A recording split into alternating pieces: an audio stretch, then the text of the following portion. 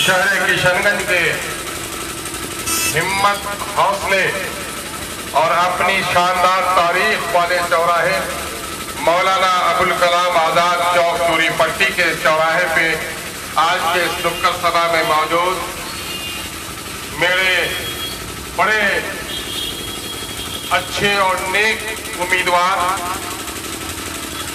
समाजी खिदमतगार जनाबे भाई कमरुल हुदा साहब, मंच में मौजूद मेरे अजीज रफीक और एमआईएम के बिहार इकाई के यूथ प्रेसिडेंट जनाबे भाई आदिल हसन एडवोकेट साहब, मंच में मौजूद जनाबे भाई जमशेद आलम साहब, साबिक डिप्टी चेयरमैन किशनगंज भाई जनाबे शाहिद रब्बानी साहब, आज की निजामत कर रहे अजीजी साबिर बाबू, यहाँ के वार्ड पार्षदों में अपनी तारीफ रकम करने वाले वार्ड पार्षद जनाबे भाई अब्दुल्ला साहब,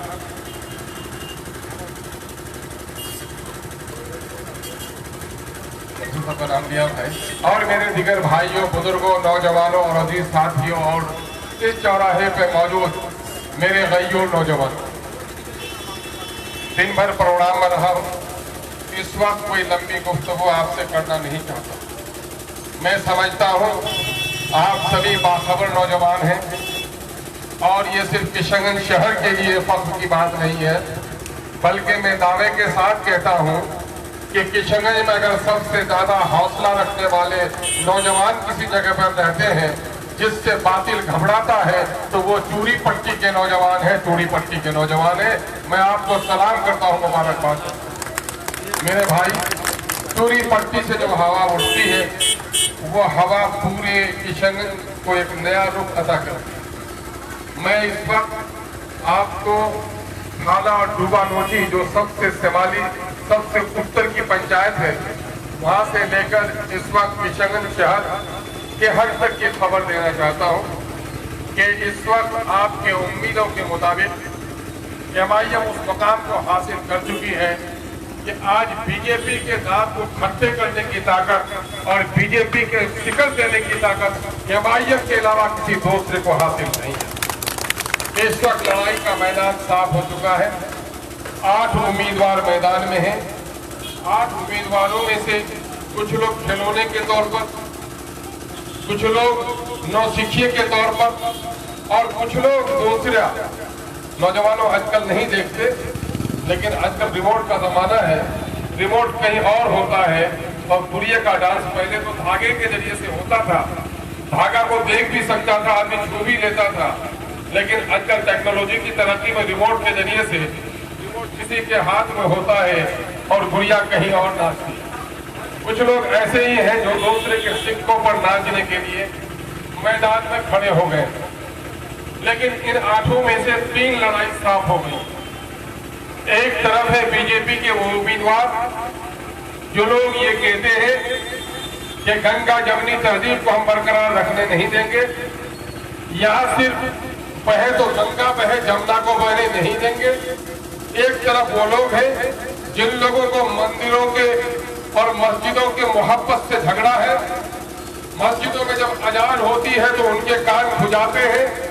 हमारे आलिम के चेहरे पर जब दाढ़ी देखता है तो उनके गाल में खुजलाहट पैदा होती है। हमारी बेटियां जब बुर्के में होती है तो उनकी बेटियों के गाल जलते हैं।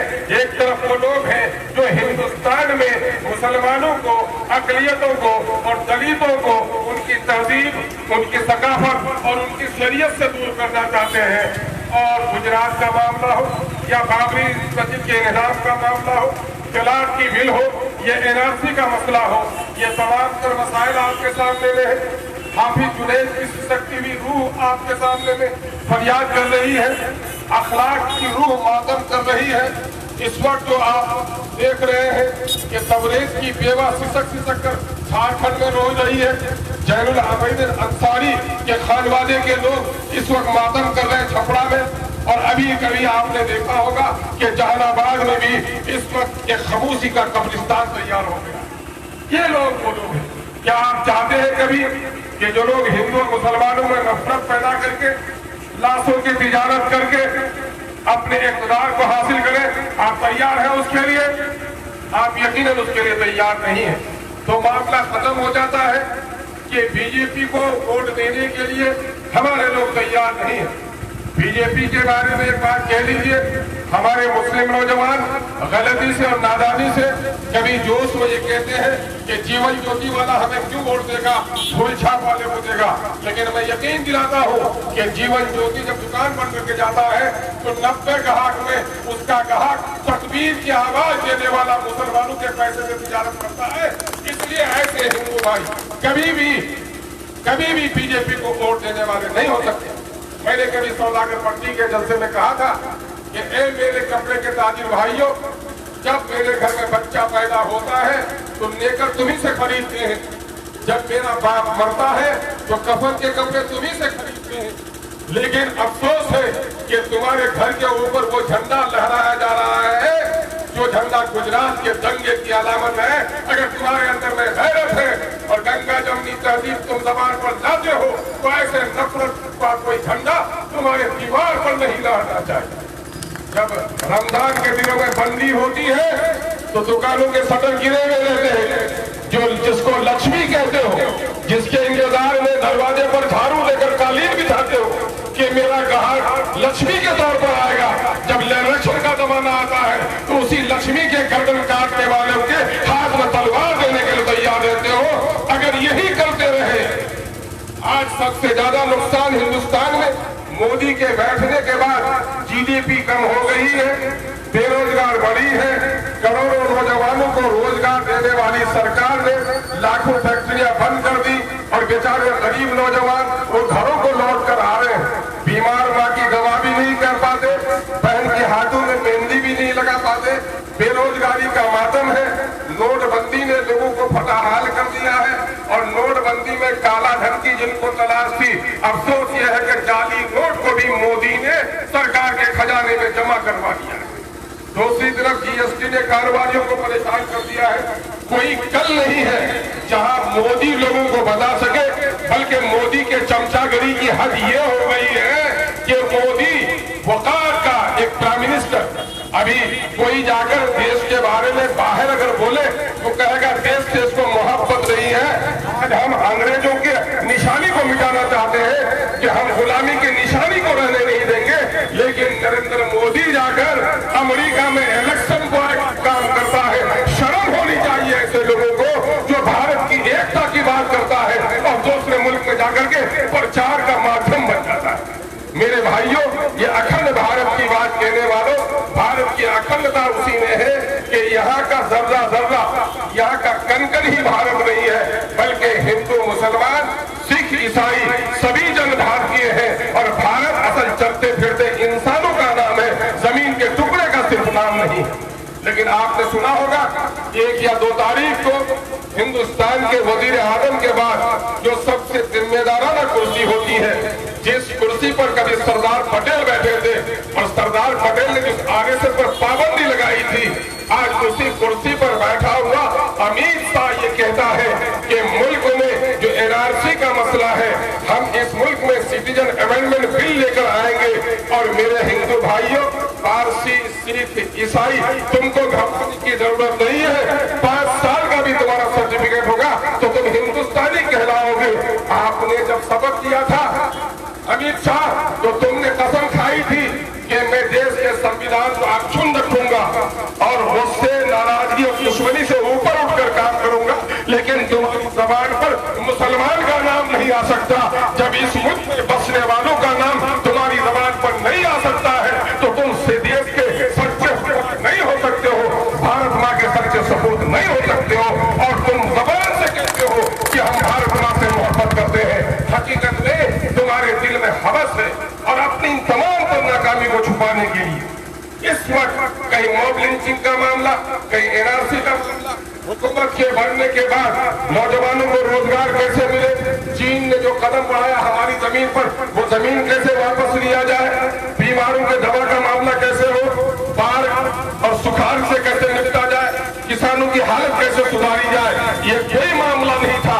लगता था कि इस देश का सबसे बड़ा मसला तलाक का मसला है और सबसे पहले बिल की जो पेशी हुई है इस सरकार में बनने की तलाक बिल को पेश करने का काम किया। एक तरफ ये सरकार है जो तलाक बिल के जरिए से मुसलमानों की शरीयत पर डाका डालना चाहता है, लेकिन अवैसी नहीं।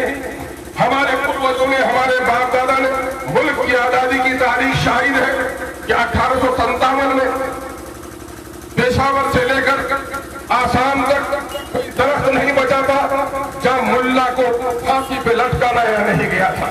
ये हमारे उलमा ने शहादत किस बात के लिए दी थी?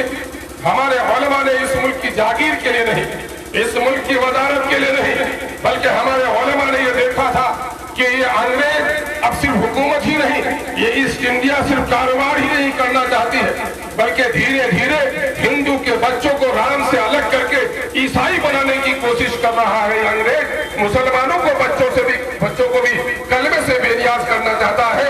अगर तादेर या अंग्रेज के मनहूस और नापाक कदम यहाँ रह गए तो इस मुल्क में न नारे तकबीर की सदा बुलंद होगी, न राम की आवाज कोई लगा सकेगा, या सब लोग ईसाई हो जाएगा। इस मुल्क की गंगा जमनी तहजीब हिंदुओं के मजहब की रक्षा के लिए, मुसलमानों के मजहब की रक्षा के लिए तुम अपने धर्म पर जियो, हम अपने धर्म पर जिएंगे। इसके लिए सबसे पहले लड़ाई लड़ी कौमी यकजहती की हमारे उलमाए कराम ने शहादत दी थी, भाजपा के लोगों ने नहीं दी। लेकिन कांग्रेस के लोग जिनको रोटी सेकने का मौका मिला, आजादी के इस तिरंगे झंडे का जिन्होंने चालाकी से अपने कांग्रेस का झंडा बना लिया और लोगों को यह बताया कि हम ही ने मुल्क को आजाद किया है, उसने हमको क्या दिया? ये दिया कि एक तरफ बीजेपी मुसलमानों की तहजीब, सकाफत और उसके ईमान को बर्बाद करने के लिए तलाक बिल की पेशी करती है, और वहीं पर जब कांग्रेस का एक आलिम दीन MP हजरत मौलाना मरहूम मकबूल जनाब मौलाना असलाउल्लाह कासमी साहब रहमतुल्लाह अलैह, जो बड़े मशहूर आलिम थे, अच्छे सहाबी थे, कलम में उसकी रवानी थी, हिंदुस्तान भर में मुसलमानों में मारूफ थे, और जब वो तलाक के बिल के बारे में, तलाक के बिल की मुखालिफत में बोलना चाहा, नौजवानों अब भी अपने मोबाइल को ऑन करो, यूट्यूब में जाओ और मौलाना की वो सिसकती हुई गुफ्तगू सुनो, मौलाना की पूर्णम गुफ्तगू सुनो, गमगीन आवाज में उसकी आवाज सुनो। मौलाना ने क्या शहादत दी? शहादत ये दी कि ये तलाक बिल औरतों के हुकूक के खिलाफ भी है, ये इंसानी कदरों के खिलाफ भी है, हिंदुस्तानी दस्तूर के खिलाफ भी है और शरीयत इस्लामिया के खिलाफ भी है। मैं इस बिल के खिलाफ में बोलना चाहता था, लेकिन मेरी पार्टी ने मुझे बोलने की इजाजत नहीं दी। बोलो, ये बात सच्ची है कि नहीं है? यकीन जानो, इस मुल्क में हम रहते हैं, इस मुल्क के जितने बड़े हम शहरी हैं, जितनी ईमानदारी के साथ, उससे कहीं कम नहीं, बल्कि उससे मजबूती के साथ अल्लाह के दीन के हम अमीर भी हैं।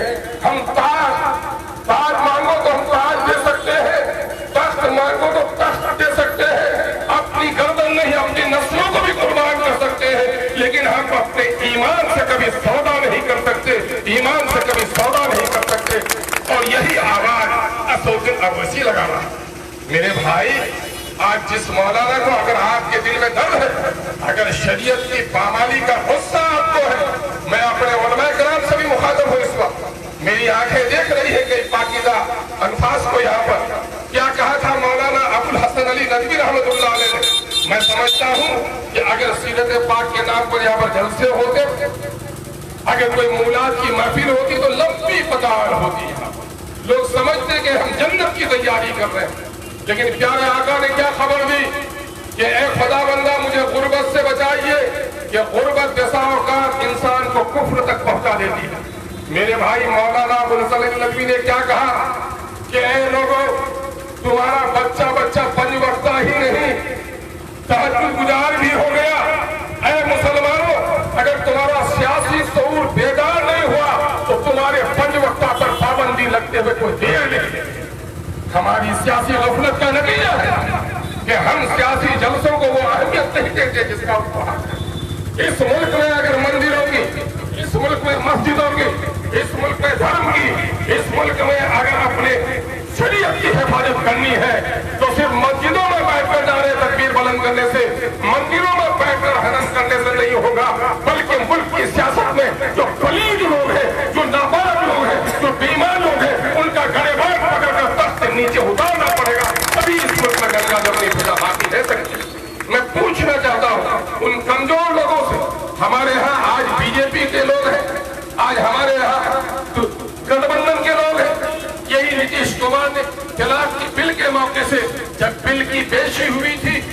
क्या किया था उसने लोकसभा में, वॉकआउट कर दिया था। ये लोग कैसे हैं? बात भी रहे खुश, राजी रहे सयाज भी, करते रहे कत्ल भी और सुनते रहे फरियाद भी। मेरे गठबंधन के मेरे भाइयों, शराब को पियो अगर मिट्टी के गिलास में तब भी शराब है, सोने के गिलास में पियो तब भी शराब है, वजू करके पियो तब भी शराब है, मुसल्ले में बैठ के पियो तब भी शराब है। बीजेपी का नाम कुछ भी रख लो, वो बीजेपी है। जो लोग मस्जिद और मंदिर को तोड़ना चाहता है वो हमारा कभी दोस्त नहीं बन सकता। मैं इस वक्त आपसे फरियाद करने के लिए खड़ा हुआ हूँ कि एक तरफ आपने देखा कि एक पार्टी ये वजीर आजम जब वजीर आला था 2002 में जब गुजरात में दंगा हुआ था तो नरेंद्र मोदी ने बड़ी बेशर्मी से कहा था, क्या कहा था कि मैं 2002 का जो दंगा हुआ है उस पर मुझे गौरव है, मैं गौरव यात्रा निकालने का काम। और दूसरी तरफ आप देखें यही भागलपुर में तुम्हारे रिश्ते नाते होंगे। मैं समझता हूँ कि आरपी नूर यहाँ होते तो बताते, इनकी खानदानी तारीफ रही है भागलपुर से। ये कांग्रेस के जमाने में भागलपुर में हजारों नौजवानों को कब्र में गड्ढे में दबा दिया गया और उसके सीने में गोभी की खेती की गई थी, इसी कांग्रेस के जमाने में की गई। सदर कमेटी रंगनाथ मिश्रा कमीशन की रिपोर्ट कहती है कि जिस मुसलमानों की हिंदुस्तान में मुलाजमत 23% थी उसको 5% पर 4% पर पहुंचा दिया गया। ये कांग्रेस की हुक्मरानी थी। मैं पोठिया के लोगों को क्या कराया कि पोठिया के लोगों, यूएनडीपी की रिपोर्ट है 2001 की, मोस्ट एजुकेशनली और इकोनॉमिकली जो बैकवर्ड रीजन है ऑल ओवर एशिया, उसका नाम पोठिया। आजादी के 72 साल हुए, इन 72 सालों में 40 साल आजाद खानदान ने वहां पर हुकूमत की। अगर तुम्हारी ये बर्बादी है कि पूरे एशिया में तालीमी और माली एतबार से अगर तुम फतेहान हो तो इसका जिम्मेदार आजाद परिवार है। और आजाद परिवार ने तुम्हारा एक तरफ घर जलाया, तुम्हें एक तरफ फाके में रखा, तुम्हें एक तरफ अनपढ़ रखा। जब इसकी रिपोर्ट साए हुई यूएनडीपी की तो पूरे दुनिया के लोगों ने देखा कि हिंदुस्तान में सबसे कम पढ़े लिखे लोगों की तादाद पोठिया में है, सबसे गरीब लोग पोठिया में है। वहां से कुछ करना चाहिए। चुनांचे इंटरनेशनल बहुत सारी एजेंसी ने वहां से सदकात के पैसे, खैरात के पैसे एनजीओ को दिए और एनजीओ का पैसा भी उन भूखों के घर में नहीं पहुंचा सका, उन भूखों के घर में नहीं पहुंच सका, जिनका घर जला उनको रिलीफ नहीं पहुंच सका। बल्कि जिस आजाद खानदान ने उस कौम को गरीब और जाहिल रखा, एनजीओ का भी पैसा उसी की चारदीवारी में आकर सिमट गया। लोगों इन लोगों को नहीं पहचानते। अभी कहा भाई अनुरा साहब ने कि रानी के कोख को चीर दिया गया है, रानी के घर से रानी पैदा नहीं होगा। अब तो नेपाल में भी राजा के घर में रानी पैदा नहीं होता है। लेकिन हाँ, किशनगंज के लोगों, किशनगंज में एक घराना ऐसा भी है जिस घराने ने कह दिया है कि राजा पैदा होगा तो मेरे ही घर पैदा होगा, चूंकि मेरा नाम आजाद है, बाकी सब लोग गुलाम हो। मैं बनूंगा एमपी, मेरी निकम्मी 80 साल की माँ जो चलने के लायक नहीं है वो भी एमएलए बनेगी। ये फैसला किया क्या मुझे याद है। मुदीर रहमान भाई अगर होते तो गवाही देंगे। अब्बू मरहूम के ताल्लुकात मरहूम आजाद साहब से अच्छे रहे हमारे। हम लोग भी उसे चचा कहते, आज भी मेरी चच्ची के लायक वो है।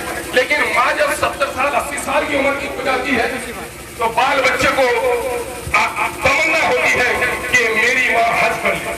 हज अगर कर ली है तो तस्बीहात उनके हाथ पर है, मुसल्ले पे मेरी माँ है। मेरी माँ के खिलाफ कोई एक दो जुमला नहीं बोल सकते। हम जो आज तमुदा साहब के साथ बैरिस्टर असदुद्दीन साहब के सिपाही के तरफ इलेक्शन लड़ने आए, हम सिर्फ जीतने के लिए नहीं आए, हम बीजेपी को हराने के लिए भी आए। कल तक आप ये कह सकते थे कि बीजेपी को हराने के लिए कांग्रेस जरूरी है। आज जाकर के जुबामुखी से लेकर किशनगंज का सर्वे कर लो, हर जगह यही आवाज आ रही है कि बीजेपी को हराने के लिए एमआईएम जरूरी है, बीजेपी को हराने के लिए एमआईएम जरूरी है। तो बीजेपी में ये कांग्रेस की इधर भुड़की क्यों की है? वो बूढ़ी माँ हो सकती है आजाद की, लेकिन मैं भी कहता हूँ मेरा भी दावा है, वो भी मेरी चच्ची है। उस उम्र को मैं सलाम करना चाहता हूँ। नौजवानों पूछो, वार्ड कमिश्नर आए तो कुर्सी दे देते हो, लेकिन जब गली की सफाई नहीं हो, 5 दिन तक बदबू आए तो गाली देते हो कि नहीं देते हो? एमएलए को कुर्सी दे देते हो, जब सैलाब में रिलीफ नहीं मिले तो गाली देते हो कि नहीं देते हो? 12 बजे रात को हंगामा हो गया, कमल हुदा साहब दौड़ कर आ गए और आ भी जाएंगे वो, लेकिन बताओ अगर मेरी चच्ची को एमएलए बना दो तो 12 बजे रात को आ सकेगी वो? अगर जब 12 बजे रात को नहीं आ सकेगी तो अगर कोई नौजवान जरा गुस्सोर होगा तो गाली देगा कि नहीं देगा? तो मैं कहता हूं कि ठेकेदारी के नाम पर जावेद भाई अपनी मां को जलील करना चाहते हैं और हम उसके भतीजे हैं कि अपनी चच्ची को इस उम्र में जलील होने नहीं देना चाहते हैं। उसकी भी हम लड़ाई लड़ रहे हैं और उसको कहना चाहते हैं कि घर में आप आराम। अगर कोई बेचारा चला गया दाखिल हारिस के लिए कि मेरे केवाला का मोटेशन नहीं होता है, तो क्या हमारी चच्ची बता पाएंगी? वो तो जानेंगी नहीं दाखिल खारिज क्या है। सीओ करता है कि वीडियो करता है तो दारोगा को फूल लगाने के लिए बोलेंगे। तो मेरे भाई, इसने लूलों के हाथ में पतवार लिया, कश्ती का बेड़ा उसने भर दिया। और एक बात कही है कुरान मुकद्दस में अल्लाह तबारक तआला ने, जिसको शेरी जामा पहनाया एक शायर ने कि खुदा ने आज तक उस कौम की हालत नहीं बदली, न हो जिसको ख्याल आप अपनी हालत से बदल दें। मेरी हालत जो खराब रही है ये हमारी गफलतों की वजह से नहीं है। और मैं कहता हूं कि कल तक हमारी एक मजबूरी थी कि मेरे पास अपनी कोई पार्टी नहीं थी। आज यादवों की पार्टी खड़ी हो गई है, यादव कांग्रेस का मोहताज नहीं है। आज रामविलास पासवान की पार्टी खड़ी हो गई है, पासवान मोहताज नहीं है। यादव की जो हम लोग यहाँ पर कहते हैं जूता सीने वाले पेशा हमारे भाई करते हैं, दलित मादलित, उनकी पार्टी खड़ी हो गई है। वो किसी पार्टी के मोहताज नहीं है। असदुद्दीन अवैसी को अल्लाह रहम करे, इस मोहताजी से उसे हमने बचाया है और इन जालिम पार्टियों से निजात दिलाने के लिए एमआईएम के नाम का एक परचम आपके घर तक पहुंचा है। किशन के गैयोर नौजवानों, इलेक्शन बाई इलेक्शन हो सकता है, लेकिन अभी हमारी पार्टी के और लीडरों ने अभी 9 चंपारण से लेकर भागलपुर तक का 9 जिले में अपनी तंजीमी साख खड़ी की है। 4 जिले में हम लोग काढ़ ही रहे हैं। 13 जिले में एमआईएम का सिर्फ संगठन बनने से पटना के बेईमानों की नींद हराम हो गई है। बड़े बड़े लीडरों का फोन आता है, अख्तर ईमान कब आओगे पटना, हम आपसे मुलाकात करना चाहते हैं। आज भले ही 5 एमएलए का इलेक्शन हो रहा है बिहार में, 1 एमपी का इलेक्शन हो रहा है, लेकिन पूरे बिहार की मजलूम उम्मत नजर उठाकर अगर देख रही है तो एमआईएम के परचम की तरफ देख रही है। मेरे भाइयों, एमआईएम के परचम की तरफ देख रही है। असदुद्दीन अवैसी साहब जो इस वक्त 45 सीटों पर इलेक्शन लड़ रहे हैं महाराष्ट्र में, और अभी कहा अजीज हसन एडवोकेट साहब ने कि बीजेपी की ए टीम और बी टीम कौन है। सामना के एडिटर और महाराष्ट्र में हिंदू और मुसलमानों में नफरत फैलाने वाले अखबार वाले का पोता खड़ा हुआ है। कांग्रेस ने अपना कोई नुमाइंदा ठाकरे बिरादरी के खिलाफ खड़ा नहीं किया। उनका रिश्ता है तो रिश्ता निभाता है, और ठाकरे के आंख में आंख डालकर बात जो अवैसी कहता है तो उससे हमारा आदमी घबराता है। हमारे कुछ नादान लोग कहते हैं कि साहब अवैसी साहब इतना बोलते हैं तो इनके बोलने से क्या हो जाता है। तो मैं गुंगों की इन औलादों से ये कहता हूँ कि बोलने से क्या होता है। पिछली बार भी कहा था, शायद भूल गए हो या कुछ नए नौजवान हो तो सुन लो। जो ये कहे कि बोलने से क्या होता है, कहा कि बोलने से तुम्हारी पैदाइश हुई है, तुम्हारा बाप और तुम्हारी माँ निकाह में अगर बोलती नहीं तो तुम्हारी पैदाइश नहीं होगी, अगर पैदाइश होगी तो तुम्हारी क्या कहा मेरे आका ने? मेरे आका ने ये भी कहा, मेरे आका ने ये कहा जब बुराई को देखो तो हाथ से रोको, यानी ताकत से रोको। अगर ये ताकत न हो तो जबान से रोको, अगर ये भी ताकत नहीं हो तो तुम दिल से बुरा समझो, ये ईमान का कमजोर हिस्सा है। ये मुनाफिकीन तो कभी बोल नहीं सकते। एक मर्द मोमिन अपनी ईमानी ताकत की बदौलत को तो आवाज लगा रहा है तो वो भी इनको खिसियानी बिल्ली खंबा नोचे लगे। काली दुल्हन अपनी जेठानी घोड़ी आ जाए तो वो आग में जल जाती है। सांवली दुल्हन कोई गोरी दुल्हन आ जाए तो आग में जल जाती है कि अब मेरे परिवार में तो सुंदर बहू वही कहलाएगी। अवैसी साहब जब मेहमान में बोलते हैं, इन गोंगों की औलादों को भी एक परेशानी होती है, वो क्यों बोलता है? बल्कि तुम्हारी जरूरत तो यह होनी चाहिए कि तुम भी बोलो ताकि दुश्मन डर जाए और घबरा जाए। मेरे भाई, मैं एक मिसाल अक्सर जलसों में देता हूँ, नौजवानों तुम्हारे समझ के बढ़ाने के लिए देता हूँ। अल्लाह ने हर जानवर में कुछ खास फितरत रखी। कुत्ता एक जानवर है, इंसान अपने मालिक को कोट का कोन में हो तो पहचान लेता है। और रिश्तेदार फटाहार कपड़ा पहन कर आया, मामू भी तो जल्दी मुखातिब नहीं हो। लेकिन ये कुत्ता क्या है, पतलून पहनकर आओगे तब भी मालिक के सामने में तुम हिलाएगा, और मालिक अगर भीख मांग कर खाता है तब भी मालिक के सामने में तुम हिलाएगा। वो वफादारी भरता है। और कुत्ता, लोमड़ी जब निकल कर आए तो कुत्ता हड्डी के टुकड़े पर लड़ता है। लोमड़ी निकल कर आए, शेर आए, परिंदा आए तो कुत्ता चुप नहीं बैठता, आवाज लगाता है। ये कुत्ता शेर का मुकाबला नहीं कर सकता, लेकिन शेर अगर बस्ती में आ जाए तो कुत्ता आवाज लगाकर अपने बस्ती के लोगों को होशियार कर देता है। आज आवेशी वही कर रहा है। वो वफादारी की बेमिसाल नजीर है हमारे लिए कि वो इंसान आज शेर की तरह तमाम तर लोगों पर भारी नजर आता है। और वफादारी इंसान का जेवर है, और ये लोग बुद्धि भी सिखाते हैं।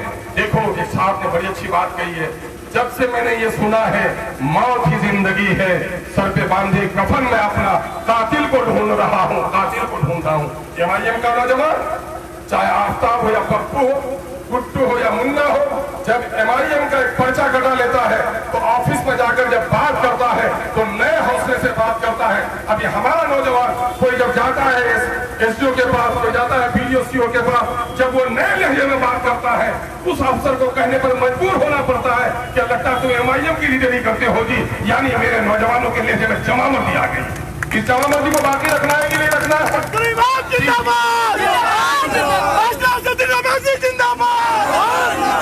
बीजेपी को हराना है कि नहीं हराना है? हराना है। और नाकारा कांग्रेस को सबक पढ़ाना है कि नहीं पढ़ाना है? अपनी चच्ची को गाली गलौज से बचाना है कि नहीं बचाना है? और जब किशनगंज में जब कोई भी मामला आए तो उस वक्त रात के 12 बजे खड़े होने की दूसरे लोग तो वादा करते होंगे, लेकिन दर्जनों बार भाई कमरुल्लाह ने खड़े होकर दिखाया कि नहीं दिखाया है? यही शहर है।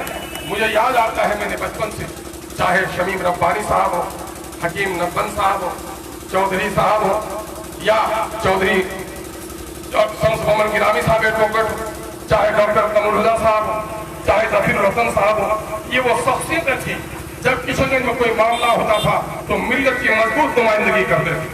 लेकिन आज मिल्लत में तहत है, और मैं फख्र के साथ कह सकता हूँ कि मिल्लत की नुमाइंदगी की शान में मजबूती से कोई करता है तो भाई कमरुल हुदा करता है और इसका वह अदा करता है। मेरे भाई खुशखबरी और दे दूं आप लोग, पिछले दिनों में हमारे दुश्मन के घर में बड़ी मिठाई बट रही थी कि एमआईएम वालों का क्या हो गया, कुर्सी टूटी, अख्तर ईमान की तस्वीर जलाई गई, उस पर जूते बरसाए गए, बहुत खुश हो रहे थे हमारे दुश्मन। लेकिन मेरी तस्वीर पर जूते लगे थे और उन दुश्मनों के दिमाग पर जूते पड़ गए। भाई तस्वीरुद्दीन जो हंगामा करके घर से निकला था वो घर वापस आकर पूरी लड़ाई मजबूरी से आ जाता। इसलिए मेरे भाई, हम एक बार आपसे कहना चाहते हैं, असदुद्दीन साहब का सलाम आप तक पहुंचाना चाहते हैं। असदुद्दीन अवैसी साहब क्योंकि वहाँ बड़ा इलेक्शन लड़ रहे हैं, उन्होंने कहा है कि मैं कोशिश करूंगा कि एक दिन के लिए वहाँ आ जाऊं। अगर किसी वजह से अख्तर ईमान ना सका तो मेरी तरफ से तुम दामन फैला देना, मेरे भाइयों का मुझे सलाम पहुंचा देना। किशनगंज के गली गली मोहल्ले मोहल्ले में हमने हाजिरी दी है, कोठिया के बस्ती बस्ती की हमने खाक छानी है।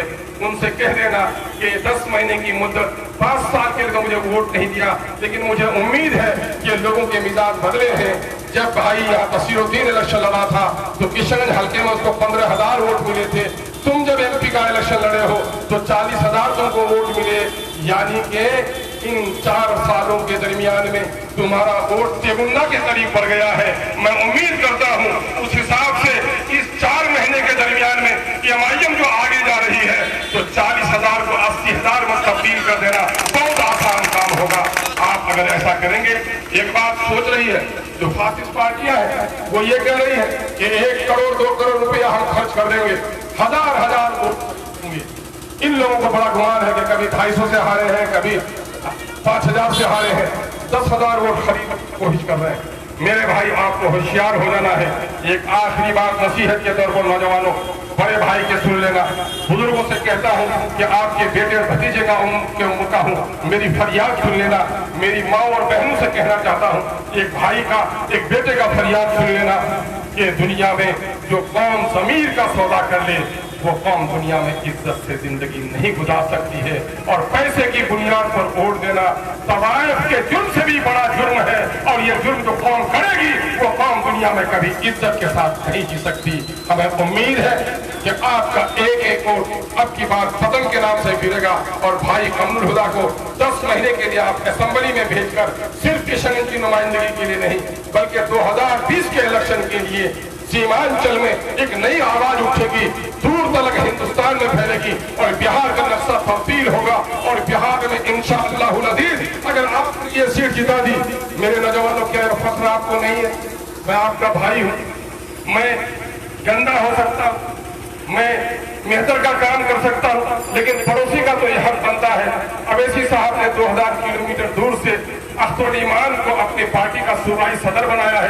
क्या आपके फख्र की बात नहीं है कि गया का आदमी किशनगंज आकर टिकट मांग रहा है, भागलपुर का आदमी किशनगंज आकर टिकट मांग रहा है, चंपारण का आदमी आकर अख्तरुल ईमान के पास टिकट मांग रहा है। अगर इस इज्जत को और बढ़ाना चाहते हो तो भाई कमरुल हुदा को जिता दो, सिर्फ टिकट मांगने के लिए नहीं बल्कि वज़ीर आला की कुर्सी संभालने के लिए भी बड़े बड़े लीडरों को चूड़ी पट्टी में हाजिरी देना पड़ेगा। अगर हमारा आपने साथ दिया, आपके बहुत देर तक खड़े रहने पर आपका बहुत बहुत मैं शुक्रिया अदा करता हूं। और मैं आपसे गुजारिश करता हूं कि 19 तारीख नहीं बल्कि 21वीं तारीख तक आप ये तय कर लीजिए कि मेरी बहन बीमार है, मेरा बाप बीमार है, हफ्ता दिन तक जाकर अपने आप सारे कारोबार को बंद करके हॉस्पिटल में हाजिरी देते हो कि नहीं देते हो? समझ लो पूरी मिल्लत बीमार है और बिहार की पूरी मजलूम आबादी आंखें उठाकर आपकी तरफ देख रही है। ये कई दिन हमारे लगा दीजिए, आप 7-8 दिन हमारे लिए लगा दीजिए, 10 दिन लगा दीजिए, आपकी उम्र भर के लिए आपकी इस एहसान का बदला कमरुल हुदा और अख्तरुल ईमान आपको चुकाने की कोशिश करेगा। बहुत बहुत शुक्रिया, बहुत बहुत शुक्रिया।